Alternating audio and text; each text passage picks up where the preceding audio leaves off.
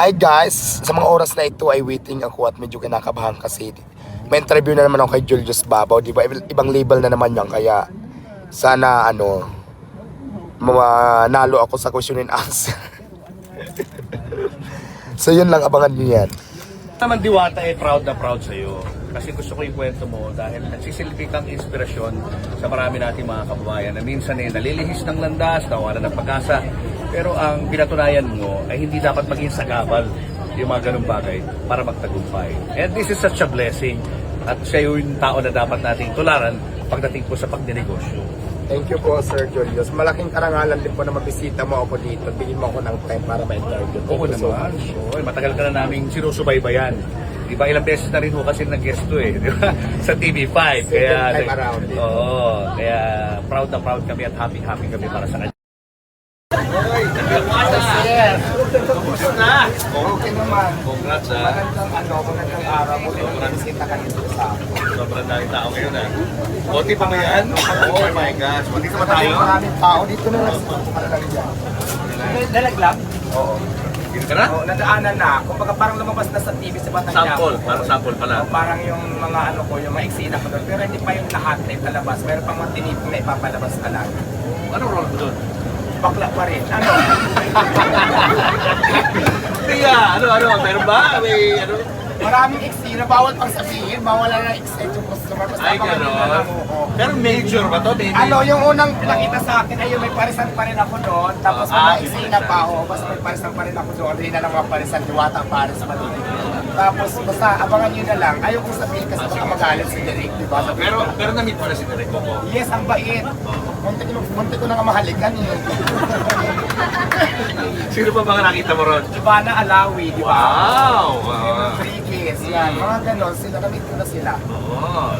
So, ano pakiramdam na ikaw ay nasa showbiz na? Masaya, alam mo sa sobrang tense ko nga, alam mo yung eksena ko na hindi ko na masabi na nakahalo yung kaba at saka excited nga. Ano ba ito? Nakaharap ko ng eksena ko, parang kinakabahan. So, ganun yung pakiramdam ko, pero sana makayanan ko kapag nag-TV pa kami ulit. Pero kaya ko naman yan, naunahan nila ako ng kaba. Okay, well, good luck sa'yo, no? Pero, kamusta naman ang love life mo ngayon? Ang love life ko ngayon, wala muna. Tikim-tikim lang muna ako. Pero kasi feeling ko kasi pag nagseryoso ako sa lalaki, baka naman maubos yung puhunan ko, di ba? Ang ginagawa ko muna ngayon, magpapayaman muna ako, magpadami muna ako ng pera. Kasi feeling ko, kapag marami na akong pera, mas maraming lalaki. Unahin ko na yung pagpayaman kaysa manlalaki, ubos-ubos, di ba?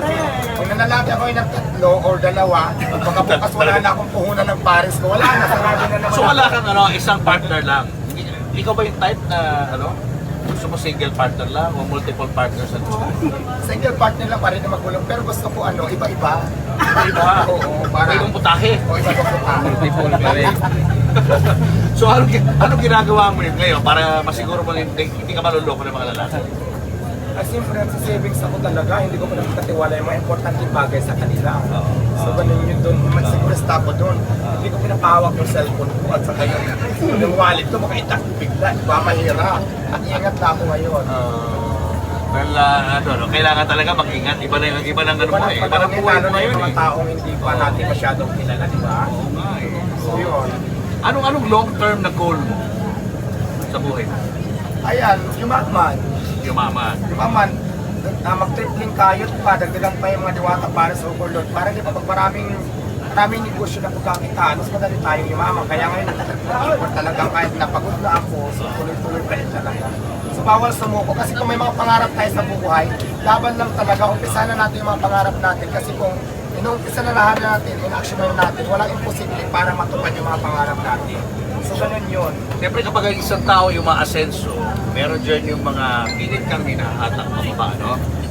Ito ba, nai-experience ito Ay, ngayon? hindi lang maraming cases ko na-experience lalo sa ngayon, maraming nanitira sa akin. Pero diba, ang sa akin lang kasi, dito pa rin ako magdidepende sa mga taong naniniwala kasi mayroon mga basher na 2, 3. Pero yung supporters ko naman, yung kumakain naman sa akin, libo-libo.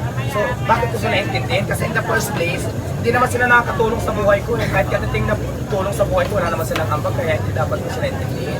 Wala naman silang ginawa kundi siraan ka, natulungan ka ba nila? Kaya din ba ako sa mga basher, di ba? At the end of the day, hindi sila mag-aangat sa sarili ko, ako pa din. So di ba, wala akong pakialam sa mga basher. Basta ang importante dito, gumagawa ako, lumalaban ako ng tama, lumalaban ako ng pata sa pamamaraan.